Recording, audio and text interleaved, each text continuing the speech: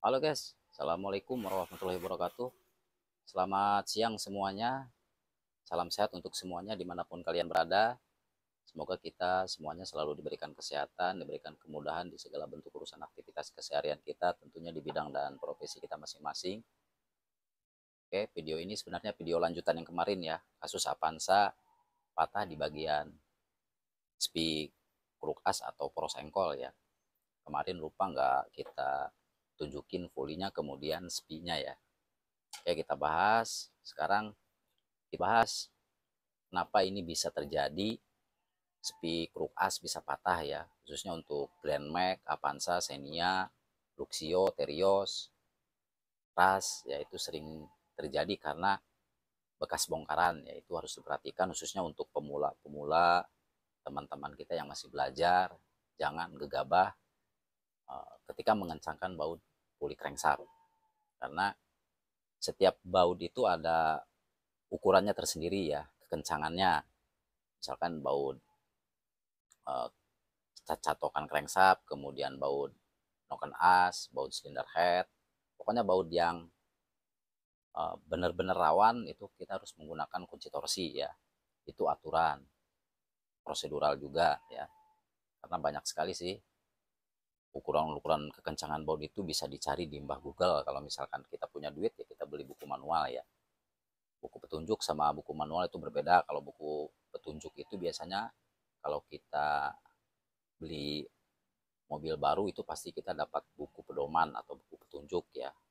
Cuman mungkin di dalamnya terbatas.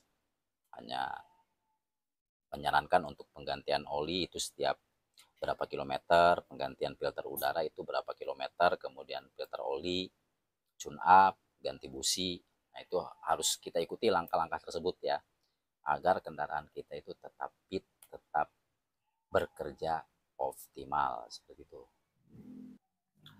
Oke, kita bahas kenapa bisa patah. Ini kan baut ya. Baut itu kan mempunyai panjang ulir, kemudian diameternya juga ya, diameter lingkaran ya, dan diameter kepala baut. Terus kuncinya juga harus berapa meter ya, itu harus kita kuasai rumusnya ya. Kalau misalkan kita nggak menguasai rumusnya ya kita cari di buku manual kekencangan baut puli crankshaft atau poros engkol. Ini jangan pernah gegabah. Kalau kita mengencangkan baut poros engkol, kruk as, jangan pernah gegabah, apalagi di unit-unit mobil sekarang ya. Karena kenapa ini spinya tipis kayak gini nih. Ujung sama ujung itu yang nyangkut ya. Kalau yang cekungan ini nih, dia ke kruk as, kemudian ujung ini nyangkut ke puli, yang ujung satunya dia nyangkut ke sprocket ya, ke sprocket timing chain. Itu harus hati-hati, nggak boleh gegabah.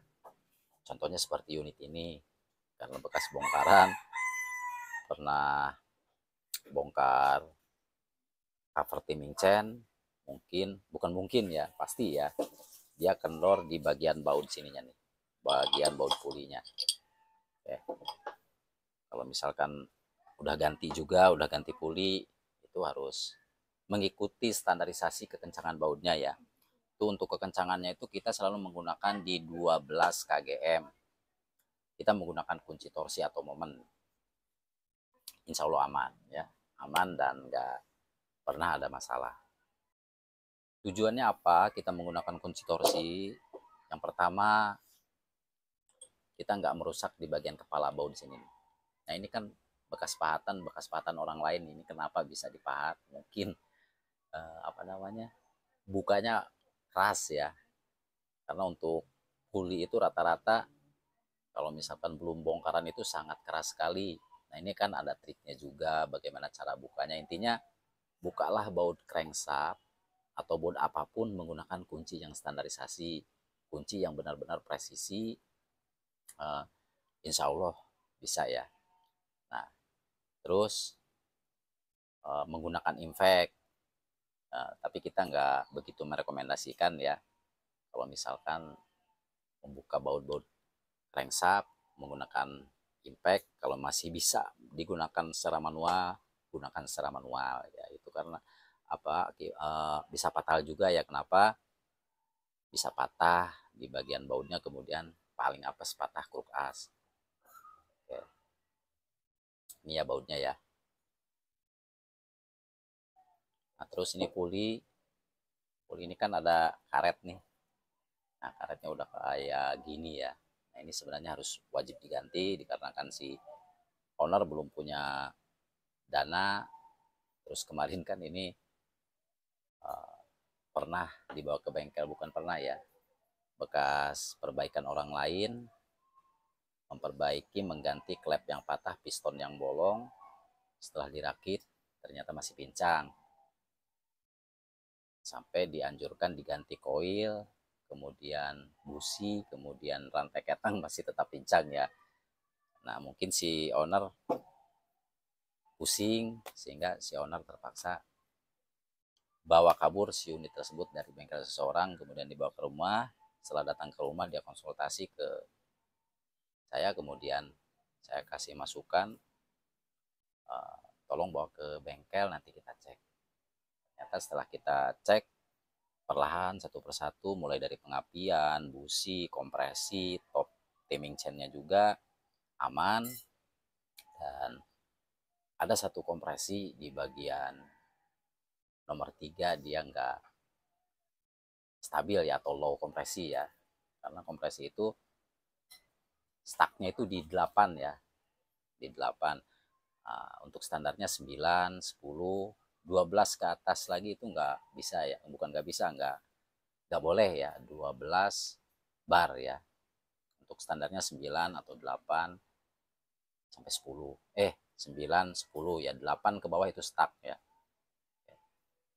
Itu wajib juga dimiliki mekanik-mekanik pemula ya, seperti alat tes kompresi, kemudian alat tes pressure bahan bakar, tes fuel pump, itu harus dimiliki juga.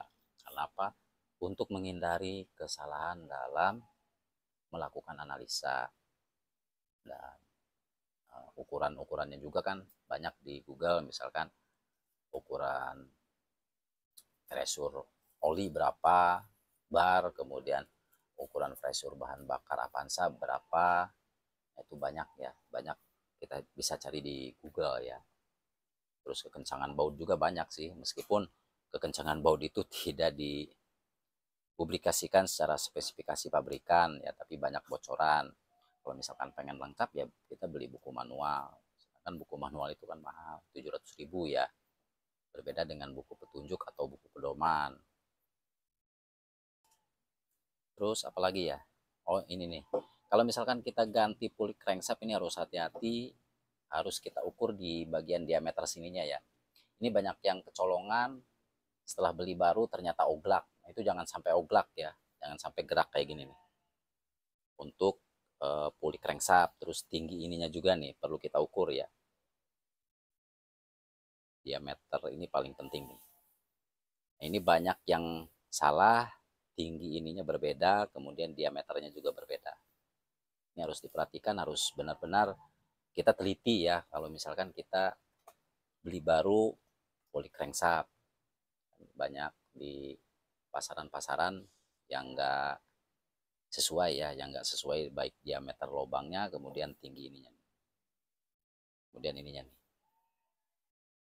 Nah kalau misalkan karet ini udah rusak kayak gini, ini bisa oleng ke bagian sini, kemudian efeknya bisa cepat rusak ke panbel ya, terus agak berisik ya, agak berisik karena ini pasti ada gesekan ke bagian valve, bukan valve apa, cover timing chain ya. Oke, terus apalagi karena si unit ini sedang kita proses penggantian valve yang intake kemarin tuh kan, masih ada yang bocor ya. Setelah kita cek, kita bongkar silinder headnya. Untuk valve exhaust atau valve api itu udah baru semua, tapi si bengkel itu sebelum memasang nggak dicek dulu ya, ternyata di bagian valve intake nomor 3 itu bocor alias masih bengkok, alias bengkok ya. Nah itu setelah kita buka, kita cek ternyata benar si valve-nya itu oleng ya. Nah sekarang sedang kita lakukan proses penyekiran valve. Mungkin nanti itu untuk bagaimana cara skir valve Avanza, kemudian cara mengencangkan baut silinder head Avanza, kita jelaskan di video selanjutnya. Kalau ini video sambungan yang kemarin, karena kita nggak nunjukin fully crankshaft ya, jadi hati-hati, si sepinya ini kayak gini nih, kecil ya, ini sering terjadi patah. Intinya tetap kita harus kerja profesional, harus mengikuti standarisasi, kemudian banyak bertanya ya, jangan malu bertanya. Banyak kok susu kita, senior-senior kita, mereka nggak pelit ilmu kok, nggak pelit ilmu, mereka bisa berbagi ya, berbagi pengalaman. Intinya kalau jadi seorang mekanik itu dari pengalaman ya, dari pengalaman itu paling penting. Kalau misalkan kita nemuin penyakit kayak gini karena gara-gara kendor baut, ya harus kita ingat, harus dijadikan peringatan, perhatian untuk kita juga ya. Intinya tetap semangat belajar, karena ilmu itu nggak terbatas ya, ilmu itu selalu bertambah ya, selalu bertambah, selalu kurang, dan nggak bakalan habis. Jadi kalau kita misalkan belajar ke seseorang, kita ambil yang positifnya, kemudian yang baik-baiknya aja guys. Jangan terlalu banyak berkomentar, misalkan ini begini bro, itu nggak boleh ya. Kita harus punya etika, punya adab juga ya. Kalau mereka kerja nggak sesuai dengan cara kerja kita, ya udah diamin aja, gak usah dikomentar kayak ini harus begini bro, ini salah bro, ini begini bro, itu nggak usah ya. Cukup kita lihat, oh ini salah, oh ini bener. Sebaiknya jangan komentar yang negatif. Terus perhatikan juga, ini kan valve lifter nih, kalau bongkar-bongkar Avanza seninya, valve-nya kan nggak bisa di setel. Sebelum kita copot, kita lepas, kita kasih tanda dulu, kita kasih nomor ya. Jangan asal copot nanti ketuker, salah pasang, repot, berabe. Oplosnya juga kan nggak mudah, kita harus punya stok kayak ini nih, harus punya stok valve lifternya ya. Valve lifter satu biji itu kalau nggak salah 70.000. Nah ini di sini ukurannya nih, jadi berbeda ya, nggak sama ya. Itu banyak banyak sekali yang masih keliru, dikirain sama, main pretel kemudian dipasang ya. Jadi ke valve clearance-nya pun acak-acakan, efeknya mobil berebet, kemudian berisik ya. Itu banyak sekali kasus seperti itu. Oke guys, semoga bermanfaat ya video lanjutan yang kemarin ini. Saya Andika Motor pamit undur diri. Mohon maaf apabila ada kata salah. Kita sama-sama belajar agar kedepannya kerja kita itu semakin baik, semakin berkembang ya. Dan masih tetap dipancarluaskan dari Desa Sindanghayu, Kecamatan Seketi, Kabupaten Pandeglang, Banten, Indonesia. Andika Motor undur diri. Assalamualaikum warahmatullahi wabarakatuh. Nanti kita lanjut untuk videonya setelah kita melakukan skir valve ya, sampai hidup.